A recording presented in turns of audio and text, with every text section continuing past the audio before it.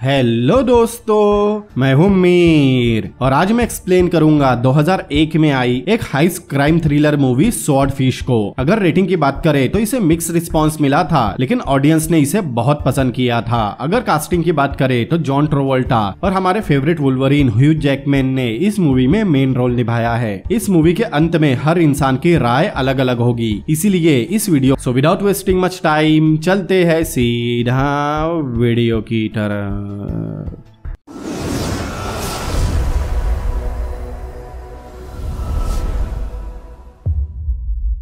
Movie की शुरुआत में हम गैब्रियल नाम के एक आदमी को देखते हैं। वो सामने बैठे कुछ लोगों से बात कर रहा था। यहाँ हमें पता चलता है उसने कुछ लोगों को बंधक बना रखा है और इस वक्त वो कुछ पुलिस ऑफिसर से लोगों के बदले पैसों और एक बस की डिमांड कर रहा है, लेकिन ऑफिसर्स उसकी डिमांड्स नहीं मानते। जब गैब्रियल जाने के लिए वहाँ से उठता है तब हम देखते हैं उसके सामने फोर्स है। वो वहाँ बैठे स्टैनली को भी अपने साथ चलने बोलता है। उसके हाथ में रिमोट था, इसीलिए वो उसे जाने देते हैं। स्टैनली बाहर आकर देखता है हर तरफ पुलिस है, बिल्डिंग्स पर स्नाइपर्स है, पुलिस के चॉपर घूम रहे हैं, लेकिन गैब्रियल आराम से सामने की बिल्डिंग में चला जाता है। उसके अंदर जाने पर हम देखते हैं उसने हॉस्टेजेस के शरीर पर बम बांध रखे हैं। वो अपने एक आदमी से एक लड़की को बाहर ले जाने कहता है। उसके बाहर जाते ही गैब्रियल सामने ही रॉबर्ट नाम के ऑफिसर को कॉल करके बताता है उस लड़की के शरीर पर बम बंधा है और लोहे के छर्रे भी, साथ ही उसके गले में एक बेल्ट है और उसके बिल्डिंग से दूर जाते ही बम ऑटोमेटिक ब्लास्ट हो जाएगा। वो तुरंत दूसरे ऑफिसर को रुकने कहता है, लेकिन वो उसकी बात नहीं मानता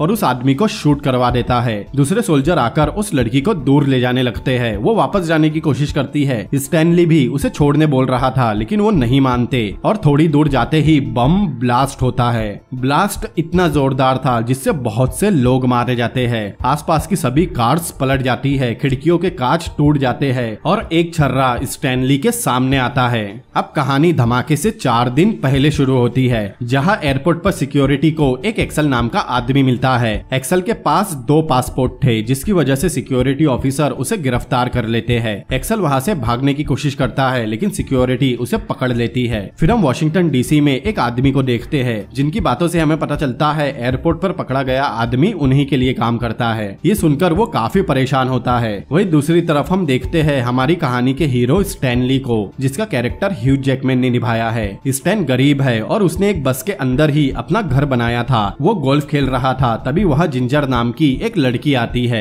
जिंजर को देखकर वो पूछता है वो यहाँ क्यों आई है। तब वो उसे कहती है उसका बॉस स्टैन से मिलना चाहता है। यहाँ हमें पता चलता है स्टैन एक काफी जाना माना हैकर है, जिसकी वजह से वो 2 साल जेल भी काट चुका है। स्टैन जिंजर का काम करने से मना कर देता है। तब जिंजर उससे कहती है उसे सिर्फ उसके बॉस से मिलने के लिए भी पैसे मिलेंगे, अगर काम पसंद ना आए तो वो मना कर दे। लेकिन स्टैन नहीं मानता। तब वो उससे उसकी बेटी हॉली के बारे में पूछती है। ये सुनते ही स्टैन को गुस्सा आ जाता है और वो उसे अपने घर से बाहर फेंक देता है। उसके बाद वो अपनी एक्स वाइफ को कॉल करता है और उसकी बेटी हॉली से बात कराने को कहता है। यहाँ हमें पता चलता है उसकी एक्स वाइफ अल्कोहलिक और ड्रग एडिक्ट है और उसका करंट हस्बैंड एक पॉर्न फिल्म मेकर है। मतलब उसके साथ स्टैन की बेटी की जिंदगी बर्बाद ही होनी है। स्टैन के बहुत बोलने पर भी वो उसे उसकी बेटी से बात नहीं कराती। बाद में स्टैन काम पर जाने बाहर आता है, लेकिन बाहर अभी भी जिंजर खड़ी थी। वो उससे कहती है वो कब तक ऐसे ही रहेगा। उसने कई बार हॉली की कस्टडी के लिए केस किया था, लेकिन उसकी वाइफ का हस्बैंड अमीर है, जिसकी वजह से वो 6 बार केस हार चुका है। केस जीतने के लिए उसे अच्छे वकील और घर की जरूरत है, जिसके लिए उसे बहुत पैसे चाहिए। जिंजर कहती है वो उसकी मदद कर सकती है। फिर वो उसकी तरफ एक पर्स फेंकती है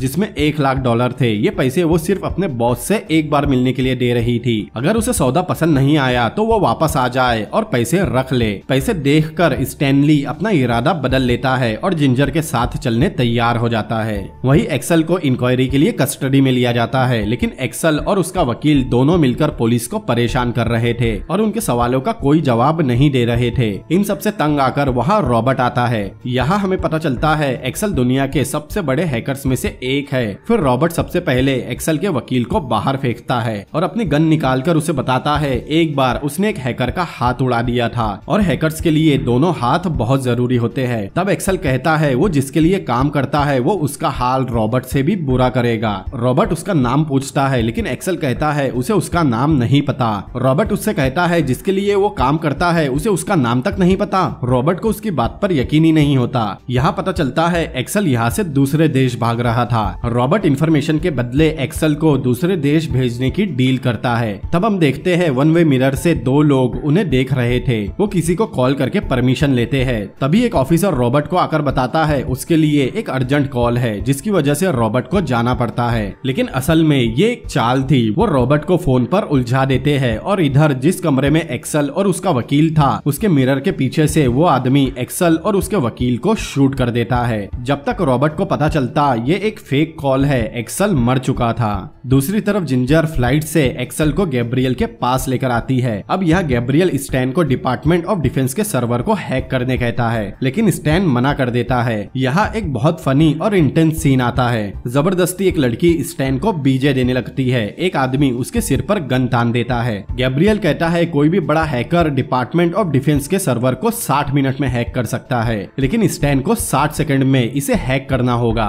गैब्रियल गिनती शुरू करता है। स्टैन कोशिश करता है लेकिन हर बार उसका ट्राई फेल होता है। टाइम खत्म होने वाला था और स्टैन पर प्रेशर बढ़ता जा रहा था। कुछ ही देर में टाइम खत्म हो जाता है और गैब्रियल का आदमी बंदूक चला देता है लेकिन गन में गोलियां नहीं होती। लेकिन स्टैन दिखाता है उसने सिस्टम को हैक कर लिया है। सभी हंसने लगते हैं और गैब्रियल कहता है ये उसका एक टेस्ट था जिसमें वो पास हो गया। लेकिन स्टैन गुस्सा होकर वॉशरूम चला जाता है। उसे देखने उसके पीछे पीछे जिंजर आती है। उसे देखकर स्टैन को बहुत गुस्सा आता है। वो उससे कहता है मदद करने के नाम पर उसने उसे कहाँ फंसा दिया। अगर वो ये काम करेगा तो जल्दी जेल चला जाएगा और अपनी बेटी को कभी वापस पा नहीं सकेगा। तब जिंजर उसे समझाती है उसके पास इतने पैसे नहीं है कि वो अपनी बेटी को वापस पा सके और गैब्रियल ही उसकी आखिरी उम्मीद है, वो उस पर भरोसा करे। स्टैन मान जाता है और बाहर आकर गैब्रियल से पूछता है उसे आखिर क्या करना होगा। तब वो उसे अपने घर पर इनवाइट करता है। दूसरी तरफ रॉबर्ट को एक जानकारी मिलती है। जब एक्सेल को पकड़ा गया तब एयरपोर्ट पर 2 आदमी थे। फिर शाम को वही 2 आदमी स्टैन को लेकर गए। रॉबर्ट स्टैन को पहचान जाता है क्योंकि उसने ही स्टैन को पकड़ा था। रॉबर्ट को पता है स्टैन अपनी बेटी के लिए परेशान है और उसका स्टेप फादर एक पॉर्न फिल्म मेकर है लेकिन उन्हें जिंजर के बारे में कुछ पता नहीं था। वही गैब्रियल के घर पर पार्टी चल रही थी, सब इंजॉय कर रहे थे। गैब्रियल उससे पूछता है उसने वो हैक कैसे किया। स्टैन कहता है उसे पता नहीं, बस उसने कोड देखा और दिमाग में शुरू हो गया। फिर गैब्रियल और जिंजर स्टैन को एक रूम में लेकर आते हैं जहां गैब्रियल ने एक हाई एंड सिस्टम सेटअप कर रखा है जिसकी स्पेसिफिकेशन देखकर स्टैन चौंक जाता है। फिर गैब्रियल उससे कहता है उसे एक ऐसा कोड या वायरस बनाना होगा जो किसी भी इनक्रिप्टेड कोड को हैक कर सके। स्टैन पहले मना करता है क्योंकि ये नेक्स्ट टू इम्पॉसिबल था लेकिन गैब्रियल इसके बदले उसे $10 मिलियन ऑफर करता है। ये सुनकर स्टैन सोच में पड़ जाता है। फिर जिंजर उसे सेड्यूस करते हुए बताती है इस कंप्यूटर को ऑपरेट करने के लिए उसे एक कोड तोड़ना होगा। फिर से गैब्रियल के पूछने पर स्टैन मान जाता है। फिर रात भर उस सिस्टम पर काम करता है। यहाँ हम एक चीज देखते हैं, जब जिंजर गैब्रियल से मिलती है तो वो उसे किस करती है लेकिन कई जगहों पर वो स्टैन की तरफ अट्रैक्ट रहती है। खैर रात भर काम करने के बाद स्टैन अगले दिन लेट उठता है और अपनी बेटी से मिलने जाने के लिए जिंजर से उसकी कार मांगता है। फिर हम स्कूल के बाहर स्टैन की बेटी हॉली को देखते हैं। उसकी छुट्टी होने के बाद भी उसकी माँ उसे लेने नहीं आई थी। बेचारी बच्ची वही बैठ जाती है। फिर वो अपनी माँ को कॉल करती है लेकिन वो नशे में घर में पड़ी थी। फिर स्टैन वहाँ आता है। दोनों बाप बेटी एक दूसरे से मिलकर बहुत खुश होते हैं। स्टैन उसे घर तक लाता है। फिर उससे कहता है वो बहुत जल्द साथ रहेंगे। हॉली भी उसके साथ रहना चाहती है। फिर हॉली गाड़ी से उतरकर घर के अंदर चली जाती है लेकिन उसकी बेटी के जाते ही एक पुलिस वाला स्टैन की कार में बैठ जाता है। उसे देखकर स्टैन समझ जाता है कि वो फंस चुका है क्योंकि उसके पीछे रॉबर्ट भी अपनी गाड़ी में बैठा था। वो उस ऑफिसर की नाक पर मारकर भागने की कोशिश करता है। फिर गाड़ी से कूदकर भागता है। उसके पीछे पुलिस वाले थे। स्टैन भी उनसे बचने के लिए पूरी जान लगाता है और भागते भागते एक ढलान से कूद जाता है और फिसलते हुए बीच की तरफ गिरता है। उसके पीछे रॉबर्ट भी नीचे कूदता है लेकिन नीचे स्टैन पकड़ा जाता है। तब रॉबर्ट उससे पूछता है वो भाग क्यों रहा था। स्टैन कहता है क्योंकि वो उसे अरेस्ट करने आया है। इस पर रॉबर्ट उससे कहता है वो सिर्फ उससे पूछना चाहता था जब जज ने उसे उसकी बेटी हॉली से दूर रहने कहा है तो वो इस शहर में क्यों है। स्टैन जवाब देता है वो छुट्टियां मनाने आया है। रॉबर्ट कहता है इसी तरह एक्सेल नाम का हैकर भी इस शहर में आया था जो अब मर चुका है। आखिर एक ही शहर में इतने बड़े 2 हैकर एक साथ छुट्टियां मनाने कैसे आए। लेकिन आखिर में रॉबर्ट उसे छोड़ देता है और उसे अपना कार्ड देते हुए कहता कहता है अगर उसे जरूरत पड़े तो उसे कॉल कर ले। वहाँ से स्टैन सीधा गैब्रियल के घर पहुँचता है। वो देखता है जिंजर कपड़े चेंज कर रही थी, लेकिन जिंजर की बॉडी पर ट्रांसमीटर लगा हुआ था। ये देखकर वो चौंक जाता है और अंदर जाकर दरवाजा बंद करता है। दरवाजे की आवाज से जिंजर तुरंत अपनी गन निकालकर स्टैन पर तान देती है। स्टैन उससे पूछता है आखिर वो है कौन, वरना वो गैब्रियल को सब बता देगा। उसके गन नीचे करते ही स्टैन ट्रांसमीटर खींच लेता है। तब पता चलता है जिंजर DEA के लिए काम करती है। वो उससे कहती है वो गैब्रियल के पीछे है, उसके नहीं। स्टैन अपना काम करे और अपना पैसा लेकर चला जाए। तभी जिंजर को ढूंढता हुआ गैब्रियल वहां आता है, लेकिन स्टैन जिंजर का ट्रांसमीटर छुपा लेता है। गैब्रियल स्टैन को अपने साथ एक कैफे में लेकर आता है। फिर उससे प्रोग्राम स्वॉर्डफिश के बारे में पूछता है, लेकिन स्टैन को इस बारे में कुछ पता नहीं था। तब गैब्रियल उसे बताता है 1970 के दौरान DEA ने, मतलब अमेरिका के नारकोटिक्स डिपार्टमेंट ने, कई डमी कंपनीज बनाई थी ताकि मनी लॉन्ड्रिंग को रोक सके। लेकिन वो कंपनीज पैसे कमाने लगी, बहुत ज्यादा पैसे। 1986 में जब स्वॉर्डफिश प्रोग्राम को बंद किया गया, तब कंपनी के अकाउंट में $400 मिलियन थे। सबको लगा वो पैसे गायब हो गए, लेकिन वो पैसे एक बैंक में 15 साल से रखे हुए हैं, जो अब बढ़कर 10 बिलियन हो चुके हैं। ये सुनते ही स्टैन शॉक रह जाता है। उसका प्लान था उन कंपनीज के अकाउंट्स को हैक करके अपने अकाउंट में पैसे ट्रांसफर करवाना, लेकिन स्टैन कहता है ये बहुत मुश्किल है, क्योंकि उन्हें पहले पता लगाना होगा उन कंपनीज के अकाउंट्स कौन से बैंक में थे और अभी वो पैसे कौन से बैंक में है, जिसमें काफी टाइम लगेगा। लेकिन तब गैब्रियल उसे पीछे मुड़ने कहता है, क्योंकि वो बैंक उसके पीछे ही है। ये देखकर स्टैन शॉक रह जाता है। दूसरी तरफ रॉबर्ट ने गैब्रियल के घर पर नजर रखी थी। हीट लोड से उन्हें पता चलता है उस घर में कोई सुपर कंप्यूटर है। रॉबर्ट को वहाँ स्टैन के साथ गैब्रियल भी दिखाई देता है। इधर स्टैन अपने काम में लगा हुआ था। स्टैन बताता है उसने कॉलेज के दिनों में एक वायरस बनाया था, जिसे उसने इंटरनेट पर छुपा रखा है, और गैब्रियल के सिस्टम की मदद से वो बैंक के सर्वर तक पहुंच जाता है। दूसरी तरफ हम उस आदमी को देखते हैं जिसे हमने मूवी की शुरुआत में देखा था। यहाँ हमें पता चलता है वो एक सेनेटर, मतलब पॉलिटिशियन है। रॉबर्ट के द्वारा ली गई गैब्रियल की फोटोज उस तक पहुँचती है। तभी गैब्रियल को एक कॉल आता है। ये सेनेटर का कॉल था। वो उसे उसकी ही फोटोज भेजता है। यहाँ हमें पता चलता है सेनेटर गैब्रियल के साथ मिला हुआ है और वो अपने किसी मकसद के बारे में बात करते हैं। लेकिन FBI को गैब्रियल पर शक हो गया था, इसीलिए सेनेटर उसे मिशन खत्म करने कहता है। लेकिन गैब्रियल उसकी बात नहीं मानता और अपना मिशन जारी रखता है, जिसे वो खुद देखेगा। यहाँ हमें पता चलता है वो सेनेटर और गैब्रियल काफी समय से साथ काम कर रहे थे, लेकिन अब गैब्रियल उसके कंट्रोल से बाहर जा चुका है। इसीलिए वो अपने आदमी को गैब्रियल को मरवाने का ऑर्डर देता है। दूसरी तरफ स्टैन अपने काम में लगा हुआ था और बहुत मेहनत के बाद वो बैंक की फायरवॉल को ब्रेक करने का फॉर्मूला ढूंढ लेता है, लेकिन उसकी वाइन खत्म हो गई थी। इसीलिए वो नीचे वाइन लेने जाता है, जहाँ बहुत सारी बोतल्स थी। वो अपनी मनपसंद बोतल ढूंढ रहा था, लेकिन तभी उसे कोल्ड स्टोरेज में गैब्रियल की लाश दिखाई देती है, जिसे देखकर वो डर जाता है और सीधा ऊपर आता है। लेकिन टू द सरप्राइज गैब्रियल उसके सामने से आ रहा था। वो हैरानी से उसे देखता है, लेकिन उसे फिलहाल कुछ नहीं बताता। गैब्रियल उसे ड्राइव पर ले जाता है। वो स्टैन से किसी जादूगर के बारे में बात करता है, जो ऑडियंस के सामने हाथी को तक गायब कर देता था। वो ऐसा मिस डायरेक्शन से करता था, लोगों का ध्यान किसी और चीज में लगाकर वो अपना काम कर देता। गैब्रियल का मानना था जो आंखें देखती है लोग उसे ही सच मान लेते हैं, लेकिन सच्चाई कुछ अलग भी हो सकती है। तभी उसे समझ में आता है कोई उनका पीछा कर रहा है। गैब्रियल स्पीड में गाड़ी भगाता है, फिर गाड़ी स्लो करके दोनों हाथों से कार्स को उड़ा देता है। फिर उतरकर अपनी डिक्की से गन लेने जाता है, लेकिन सामने से 2 कार्स और आ रही थी। तभी गैब्रियल अपनी मशीन गन निकालता है और एक कार को ब्लास्ट कर देता है। फिर स्टैन को गाड़ी चलाने बोलता है। यहाँ एक लंबा चेस सीन होता है, लेकिन अंत में वो आखिरी कार को भी मार गिराता है। जब वो उस कार में बैठे आदमी को देखता है तो सब समझ जाता है ये किसका काम है। तब उसके आदमी भी वहाँ आते हैं। स्टैन वापस जाने तैयार नहीं होता, लेकिन गैब्रियल गन पॉइंट पर उसे वापस जाने और 12 घंटों में बैंक का सर्वर हैक करने कहता है। ये देखकर स्टैन वापस जाने की तैयारी कर रहा था। तभी वहाँ गैब्रियल आकर उसे रोकने की कोशिश करती है। स्टैन मान नहीं रहा था, लेकिन गैब्रियल उसे अपनी बेटी के बारे में याद दिलाती है और स्टैन रुक जाता है। दूसरी तरफ हम एक चॉपर को देखते हैं जिसमें से गैब्रियल निकलता है और उसके सामने वो सेनेटर था। यहाँ गैब्रियल उसे मारने की कोशिश करने के लिए कन्फ्रंट करता है। वही उस सेनेटर का खास आदमी कहीं जाने के लिए कार में आता है। यहाँ गैब्रियल उसे गद्दार कहता है और उसे वही शूट कर देता है। दूसरी तरफ सेनेटर का खास आदमी कार स्टार्ट करते ही ब्लास्ट हो जाता है। अब इन दोनों को ही पता था गैब्रियल उनके लिए काम करता था, लेकिन अब गैब्रियल आजाद था। फिर उसका आदमी स्टैन को कहीं लेकर आता है। यह स्टैन गैब्रियल से मिलता है। स्टैन का काम हो चुका था, वो उसे सीडी दे देता है और गैब्रियल उसकी बात उसके बैंक में करवाता है। वादे के मुताबिक उसने स्टैन के अकाउंट में $10 मिलियन जमा करा दिए थे, लेकिन अभी स्टैन का काम खत्म नहीं हुआ था। गैब्रियल उसे बताता है आखिर वो ये क्यों कर रहा है। तो 1950 में ब्लैक सेल नाम की एक सीक्रेट ऑर्गेनाइजेशन बनाई गई थी, जिसका हेड वो सेनेटर था।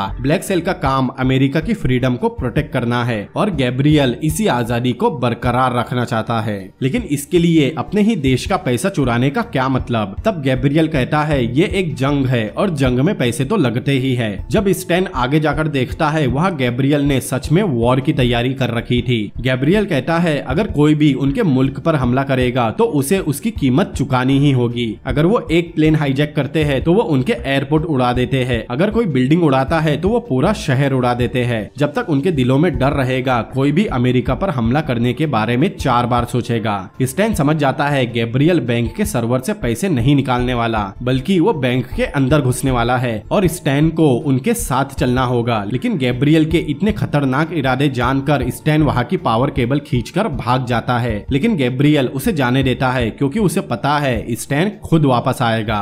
फिर वो लोग कार से बाहर आते हैं और गैब्रियल अपनी बाकी कार के साथ सीधा बैंक के अंदर घुस जाता है और एक बस बैंक के एंट्रेंस को ब्लॉक कर देती है। फिर गैब्रियल बैंक के मैनेजर से सर्वर रूम की चाबी लेता है और बाकी लोगों को बंधक बना लेता है। दूसरी तरफ स्टैन सीधा अपनी बेटी के पास पहुंचता है, लेकिन उसके वाइफ के घर में कोई नहीं था। लेकिन बेडरूम में उसे अपनी एक्स वाइफ और उसके हस्बैंड की लाश मिलती है। वो तुरंत अपनी बेटी को ढूंढता है, लेकिन वहाँ कोई नहीं था। वो समझ जाता है उसे गैब्रियल ने किडनैप करवाया है। वो तुरंत रॉबर्ट को कॉल करता है और मूवी वही आ जाती है जहाँ से शुरू हुई थी। ब्लास्ट के बाद मरने वालों की लाशें हटाई जाती है। रॉबर्ट और गैब्रियल दोनों इस ब्लास्ट के लिए एक दूसरे को ब्लेम कर रहे थे, लेकिन अब गैब्रियल को एयरपोर्ट पर प्लेन 25 मिनट में चाहिए। अब उनके पास उसकी बात मानने के सिवाय और कोई चारा भी नहीं था। लेकिन रॉबर्ट का सीनियर प्लेन में बम लगाने की सोचता है। इस तरफ स्टैन अपनी बेटी को देखने कहता है। उसे हॉली दिखाई जाती है। गैब्रियल कहता है वो पैसे ट्रांसफर करे और चला जाए। उन लोगों ने बैंक के सर्वर से अपने सिस्टम कनेक्ट कर दिए थे। स्टैन वो सीडी लेता है और उसकी मदद से गैब्रियल के बताए अलग अलग अकाउंट्स में पैसे ट्रांसफर कर देता है। सब कुछ ठीक था। गैब्रियल उसे उसकी बेटी दे देता है। गैब्रियल उसकी तारीफ करता है और उसे जाने देता है। बाप बेटी जाने लगते हैं, लेकिन तभी उसे पता चलता है स्टैन ने कोई चाल चली है। वो दोनों को पकड़ने की कोशिश करता है, लेकिन स्टैन हॉली को किसी तरह बाहर भेज देता है और उसकी बेटी बच जाती है, लेकिन स्टैन पकड़ा जाता है। गैब्रियल उससे पूछता है उसने क्या किया। तब स्टैन बताता है अब पैसे हर 60 सेकंड्स में एक अकाउंट से दूसरे अकाउंट में ट्रांसफर होते रहेंगे और ऐसा 10 साल तक होता रहेगा। गैब्रियल उसे ये फिक्स करने कहता है, लेकिन ये स्टैन के लिए भी नामुमकिन था, क्योंकि अकाउंट 1400 बिट साइफर से इनक्रिप्टेड है, जिसकी फायरवॉल को तोड़ना उसके लिए भी मुमकिन नहीं। वो गैब्रियल के साथ डील करता है वो बंधकों को छोड़ दे। तब स्टैन उसे बता देगा पैसे उसे कब और कहाँ मिलेंगे, लेकिन गैब्रियल हर सिचुएशन के लिए तैयार रहता है। वो जिंजर को लेकर आता है और उसे फांसी पर लटका देता है। वो 60 सेकंड्स में मर जाएगी। स्टैन तुरंत कंप्यूटर के पास जाकर पैसे ट्रांसफर करना शुरू करता है और 1 मिनट के अंदर गैब्रियल के बताए अकाउंट में पैसे ट्रांसफर कर लेता है। गैब्रियल जिंजर को उतरवा देता है, लेकिन उतारते ही उसे शूट कर देता है। ये देखकर स्टैन शॉक रह जाता है, लेकिन गैब्रियल को बहुत पहले से पता था जिंजर DEA के लिए काम करती है। फिर एक आदमी बताता है प्लेन 25 मिनट में रनवे पर आने वाला है। गैब्रियल स्टैन के साथ सभी लोगों को बस में बैठाता है। तब स्टैन देखता है गैब्रियल का आदमी बस में बंदूका रख रहा था। गैब्रियल सबको बताता है किसी ने भी इस बस से दूर जाने की कोशिश की तो उसके गले में लगा बम ब्लास्ट हो जाएगा। फिर वो बस लेकर एयरपोर्ट के लिए निकल जाते हैं। उनके लिए जेट रेडी किया जाता है। बस को पुलिस की कार्स फॉलो कर रही थी। स्टैन उससे पूछता है उसे ये सब जायज लगता है। तब गैब्रियल उससे कहता है लाखों लोगों की जान बचाने के लिए कुछ हजारों को मारना भी पड़े तो उसे कोई फर्क नहीं पड़ता। यह स्टैनली उससे बिल्कुल अलग सोचता है। उसके मुताबिक किसी एक बेगुनाह को मारकर वो कितने भी गुनाहगारों को मार दे, इससे वो बेगुनाह इंसान वापस नहीं आ सकता। सामने पुलिस ने बस के लिए एयरपोर्ट तक जाने का रास्ता क्लियर कर दिया था, लेकिन गैब्रियल उनसे हमेशा एक कदम आगे था। था वो एयरपोर्ट की जगह सीधा जाने लगता है। किसी को समझ नहीं आता वो क्या कर रहा है। पुलिस उसे फॉलो कर रही थी। स्टैन भी बहुत ज्यादा कंफ्यूज था। तभी वहाँ एक कार्गो चॉपर आता है और गैब्रियल सबकी उम्मीद से उलट बस को एयरलिफ्ट करवा लेता है। ये खबर एयरपोर्ट पर मौजूद रॉबर्ट के सीनियर को मिलती है। ये सुनकर उसे यकीन ही नहीं होता, लेकिन हर बार चीजें गैब्रियल के मुताबिक नहीं होती। दरअसल हवा बहुत तेज चल रही थी और पायलट को बस एक बिल्डिंग के ऊपर से ले जाने में परेशानी हो रही थी, लेकिन गैब्रियल के कहने पर वो चॉपर को और ऊपर लेता है। बस तो ऊपर हो जाती है, लेकिन एक बोट से टकरा जाती है जिससे उसका एक केबल टूट जाता है और बहुत ज्यादा हिलने से बस एक बिल्डिंग से टकरा जाती है, जिससे उसका दूसरा केबल भी टूट जाता है और बस लटक जाती है। सब लोग बस की पिछली तरफ गिरने लगते हैं। गैब्रियल का खास आदमी एक हॉस्टेज को लेकर नीचे गिरता है। वो बस को पकड़ लेता है, लेकिन कुछ सेकंड्स में ही गिर जाता है और नीचे गिरने से पहले ही उस पर लगा बम ब्लास्ट हो जाता है। बस हवा से बहुत ज्यादा हिल रही थी, लेकिन चॉपर का पायलट जैसे तैसे बस को तय की गई बिल्डिंग तक ला लेता है। उस बिल्डिंग की छत पर एक और चॉपर था। पायलट बस छत पर लैंड करवाता है। नीचे पुलिस भी पहुंच गई थी। रॉबर्ट बिल्डिंग को खाली करवाता है और फोर्स ऊपर जाने लगती है। वही ऊपर गैब्रियल सभी के बम्ब ऑफ करवा देता है और स्टैन से अलविदा लेकर जाने लगता है। स्टैन उसे रोकने की कोशिश करता है, लेकिन गैब्रियल कहता है यही एंडिंग है और चला जाता है। तभी स्टैन को याद आता है बस में बजूका है। वो तुरंत बस के अंदर आता है और गैब्रियल को चॉपर की तरफ जाते हुए देखता है। फिर तुरंत बजूका लेकर बाहर आता है। चॉपर टेक ऑफ कर चुका था और वहाँ रॉबर्ट भी पहुंच चुका था। वो स्टैन को मना करता है, लेकिन स्टैन बजूका फायर कर देता है और वो सीधा जाकर चॉपर को ब्लास्ट करता है। मतलब गैब्रियल मारा जाता है और वो लोग स्टैन को पकड़ लेते हैं। अगले सीन में हम देखते हैं स्टैन और रॉबर्ट गैब्रियल की लाश को आइडेंटिफाई करने मॉर्ग में आते हैं। उसकी लाश पूरी तरह जल चुकी थी। डॉक्टर बताता है उसके दांतों की रिपोर्ट इजराइल के मोसाद एजेंसी के एजेंट गैब्रियल से मिलती है। साथ ही एक पुलिस ऑफिसर आकर बताता है जिंजर नाम की कोई भी एजेंट DEA में नहीं है और किसी भी हॉस्पिटल में उसकी लाश भी नहीं मिली। तब स्टैन को गैब्रियल की कही बात याद आती है कि जादूगर लोगों का ध्यान भटकाकर कैसे स्टेज से हाथी भी गायब कर लेते थे, क्योंकि जो आंखें देखती है, कान सुनते हैं, दिमाग उसे ही सच मानता है। मतलब जिंजर का खुद को DEA बताना झूठ था और उसने सिर्फ गैब्रियल को चॉपर की तरफ जाते हुए देखा, चॉपर में बैठते हुए नहीं। जब चॉपर ब्लास्ट हुआ उसने सीढ़ियों से जाते हुए किसी की झलक देखी थी, जिस पर उसने ध्यान नहीं दिया। मतलब ये लाश उस आदमी की थी जिसे स्टैन ने गैब्रियल के स्टोरेज रूम में देखा था। मतलब उसका नाम गैब्रियल भी नहीं है, गैब्रियल इस आदमी का नाम है और हो सकता है शक्ल भी उसकी ना हो, उसने प्लास्टिक सर्जरी करवाई हो। ये सोचकर स्टैन हंसने लगता है, क्योंकि गैब्रियल ने जानबूझकर जिंजर को मारने का नाटक किया और जानबूझकर स्टैन के सामने बजूका रखवाया, क्योंकि उसे पता था जिंजर की मौत का बदला लेने के लिए स्टैन जरूर उसे यूज करेगा और वैसा ही हुआ। स्टैन रॉबर्ट को ये सब नहीं बताता। पुलिस के लिए ये केस क्लोज हो चुका था। फिर हम स्टैन को अपनी बेटी के साथ देखते हैं। लंच करने के बाद दोनों कहीं और घूमने निकल जाते हैं। लेकिन कुछ भी हो, लेकिन गैब्रियल ने हर तरफ से स्टैन की मदद ही की थी। उसे $10 मिलियन भी दिए और उसकी एक्स वाइफ और उसके हस्बैंड को मारकर उसे कोर्ट से भी बचा लिया और वो लोग मरने के ही लायक थे। या तो अपनी माँ के साथ रहकर हॉली ड्रग एडिक्ट बन जाती या उसका सौतेला बाप उसे पॉर्न स्टार बना देता। अगले सीन में हम मोंटे कार्लो में एक बैंक देखते हैं। एक लड़की वहाँ आती है और बैंक से पैसे विड्रॉल करवाती है। अकाउंट का पासवर्ड स्वॉर्डफिश था और ये लड़की और कोई नहीं बल्कि जिंजर थी। फिर जिंजर पैसे लेकर एक बोट पर आती है जहाँ अलग हेयर स्टाइल में गैब्रियल खड़ा था। फिर एक नरेशन के जरिए हमें बताया जाता है दुनिया के बड़े बड़े आतंकी मारे जा रहे हैं और इसी के साथ ये मूवी भी यही एंड होती है। तो दोस्तों, कुछ लोग गैब्रियल के सपोर्ट में होंगे और कुछ लोग अगेंस्ट में। मैं ये नहीं कहूंगा कौन सही है और कौन गलत, क्योंकि यहाँ दोनों ही अपनी अपनी जगह सही है। लेकिन इसका मतलब ये नहीं अगर दूसरा आपसे कुछ अलग सोचता है तो वो गलत ही होगा। वो भी अपना पक्ष रख सकता है जो उसके हिसाब से सही है। जैसे हम अपने ओपिनियन को मानते हैं, हमें दूसरों के ओपिनियन की भी रिस्पेक्ट करनी चाहिए। बस इसी नोट पर ये वीडियो भी यही खत्म करते हैं। अगर आप यहाँ तक आ चुके हैं तो आप मेरे दूसरे चैनल पर भी जाना ना भूले, जिसका लिंक मैंने डिस्क्रिप्शन और आई बटन में दे दिया है। साथ ही स्क्रीन पर भी उसका ही वीडियो आ रहा है। तो मिलते हैं अगली बार किसी और अमेजिंग मूवी के एक्सप्लेनेशन के साथ। Peace out.